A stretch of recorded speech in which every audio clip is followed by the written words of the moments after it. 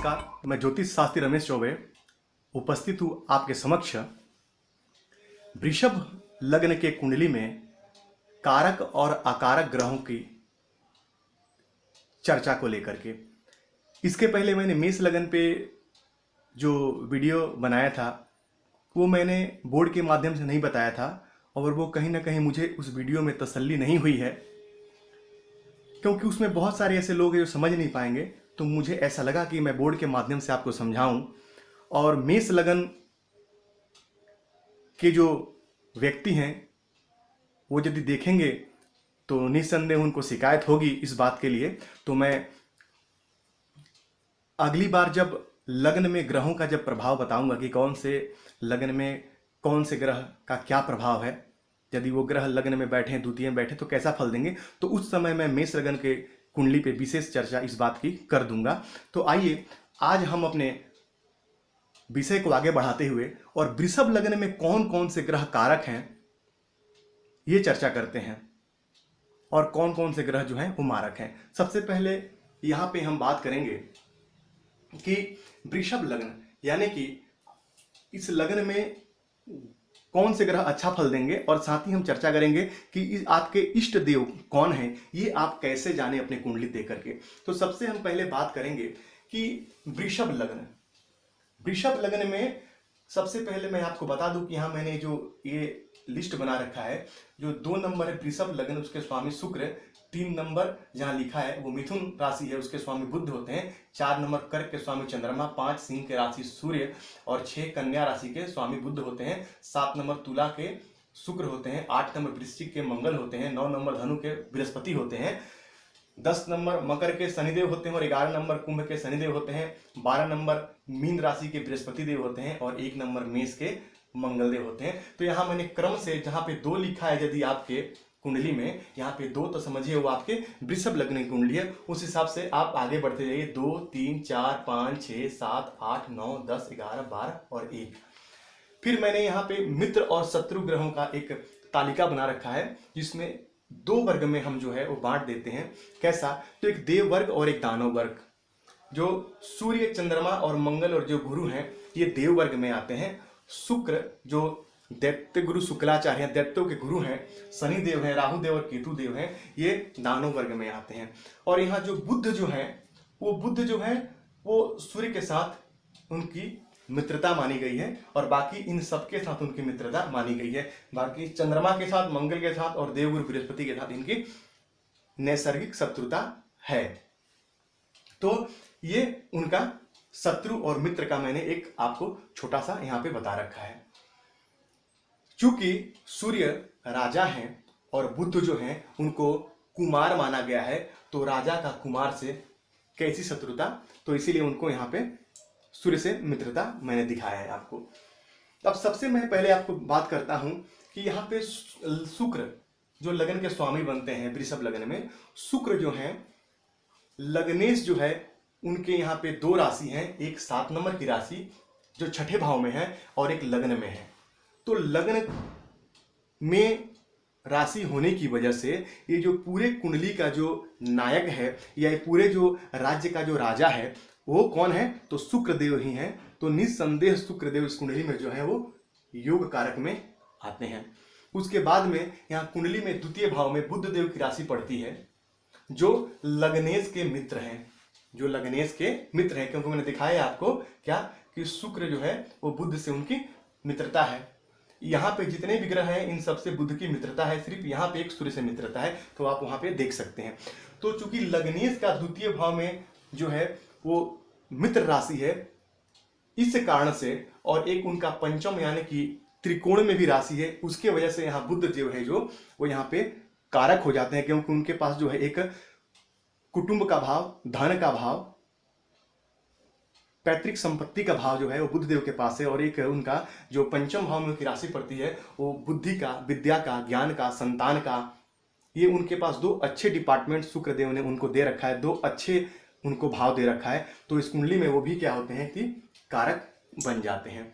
वहीं मैं तीसरे भाव में यहाँ पे ये चर्चा करूं तो यहाँ पे चंद्रदेव की राशि आती है और चंद्रमा जो है उनसे शुक्र की शत्रुता है और उनको एक परिश्रम वाला भाव, यानी कि जो थर्ड हाउस है वहां से हम हार्ड वर्क का विचार करते हैं, वहां से जो मेहनत के जो काम होते हैं वो हम कुंडली के तीसरे भाव से देखते हैं। तो उनको शुक्र देव ने जो है वो मेहनत वाला घर दे रखा है, इसके वजह से उनको यहाँ पे हम मारक या अकारक की श्रेणी में रखते हैं।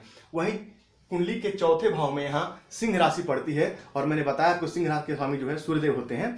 तो यहाँ पे सूर्यदेव को सुख सुविधाओं का घर उन्होंने दिया है, भूमि वाहन मकान का घर दिया है, और माँ के सुख का स्थान वहीं से देखते हैं तो माँ के सुख का स्थान भी वहीं से दिया है। तो यहाँ पे चूंकि एक ही राशि यहाँ पे सूर्यदेव की चतुर्थ भाव में होने की वजह से शुक्र को भी मैं यहाँ पे कारक में ही लिख रखा हूँ। तो सूर्य भी यहाँ पे कहीं ना कहीं कारकत्व उनको प्रदान है। वहीं मैंने बुध के बारे में आपको बता ही दिया है कि छठे भाव में बुध की राशि है। अब वहीं यदि मैं 7 नंबर राशि की चर्चा करूं, यानी कुंडली के छठे भाव में, तो यहाँ शुक्र की राशि है। तो मैंने आपको बता दिया कि लग्नेश होने की वजह से उन्हें षष्टमेश होने का दोष नहीं लगता है। वहीं यदि मैं कुंडली के सप्तम भाव में आ जाऊं तो यहाँ पे वृश्चिक राशि है, और मंगल का सूर्य से जो है वो मैं कोई मित्रता नहीं है यहाँ पे, क्योंकि ये देव वर्ग में है और वो दानव वर्ग में है। तो यहाँ पे मंगल शुक्र की शत्रुता है। तो यहाँ पे मंगल देव की 2 राशि है, कौन सी? तो एक तो सप्तम और एक द्वादश, यानी कि 12वें भाव में उनकी एक राशि है। तो ये सप्तम भाव अष्टम से द्वादश होने की वजह से ये कहीं ना कहीं मारक भाव बन जाता है। तो यहाँ मंगल देव को मैंने आकारक या मारक की श्रेणी में आपको दिखाया है। वहीं कुंडली के अष्टम भाव में यहाँ देवगुरु बृहस्पति की राशि पड़ती है, और 11वें भाव में देवगुरु बृहस्पति की राशि यहाँ पे पड़ती है। तो बृहस्पति जो हैं वो देवताओं के गुरु हैं, और शुक्र जो हैं वो दानवों के गुरु हैं। तो दोनों में किसी प्रकार का कोई संबंध नहीं, दोनों नैसर्गिक शत्रु हैं, इसलिए यहाँ पे वो कैसे हैं? मारक या अकारक की श्रेणी में उनको रखा गया है।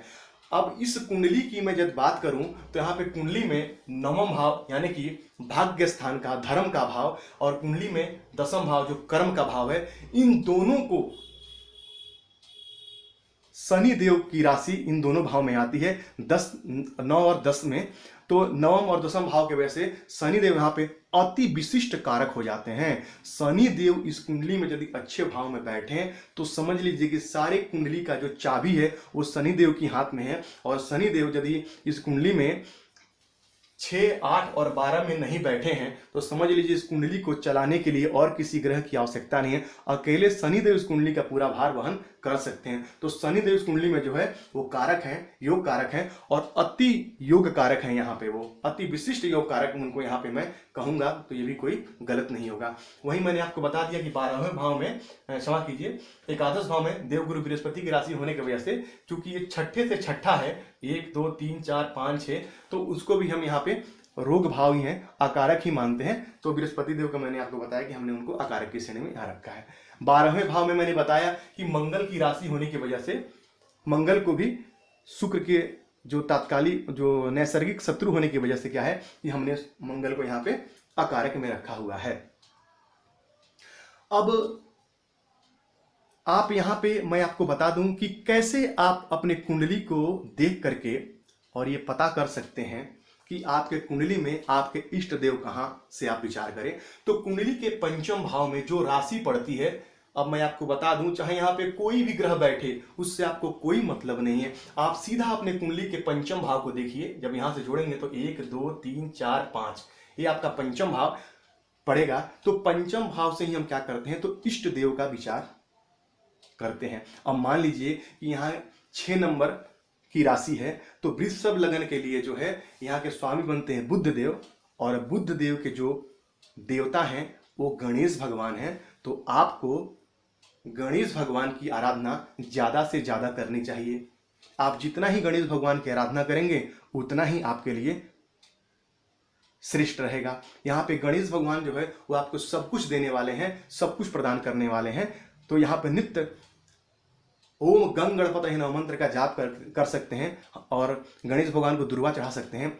और मैं तो कहूँगा नित्य 3 माला यदि आप ओम गंग गणपतये नमः मंत्र का जाप करते हैं तो अत्यंत श्रेष्ठ होगा आपके लिए, और आप जिंदगी में किसी भी चीज के लिए आपको परेशानी नहीं होगी, और हर प्रकार के सुख सुविधाओं से आप संपन्न हो जाएंगे। तो गणेश भगवान की यदि इस लगन में आराधना किया जाए तो अत्यंत श्रेष्ठ, क्योंकि वो आपके इष्ट देव हैं। अब यहाँ पे ये जितने भी ग्रह मैंने आपको यहाँ पे बता रखे हैं, शुक्र, बुध, शनि और सूर्य, ये कुंडली में अत्यंत कारक है। इनकी स्थिति जो है ना, वो बताएगी आपको कि आप जिंदगी में कैसा आपको फल प्राप्त होगा। यदि ये अच्छे हैं तो अच्छा फल देंगे, और यदि 6, 8, 12 में बैठे हैं तो खराब हो जाएंगे। लग्नेश ही मान लीजिए यदि लग्न के स्वामी होकर के और 6, 8, 12 में बैठ जाएंगे, तब भी क्या होगा, तो कारक होते हुए भी वो अकारक हो जाएंगे। वो कहीं ना कहीं आपके लिए अच्छा फल प्रदान आपको नहीं करेंगे।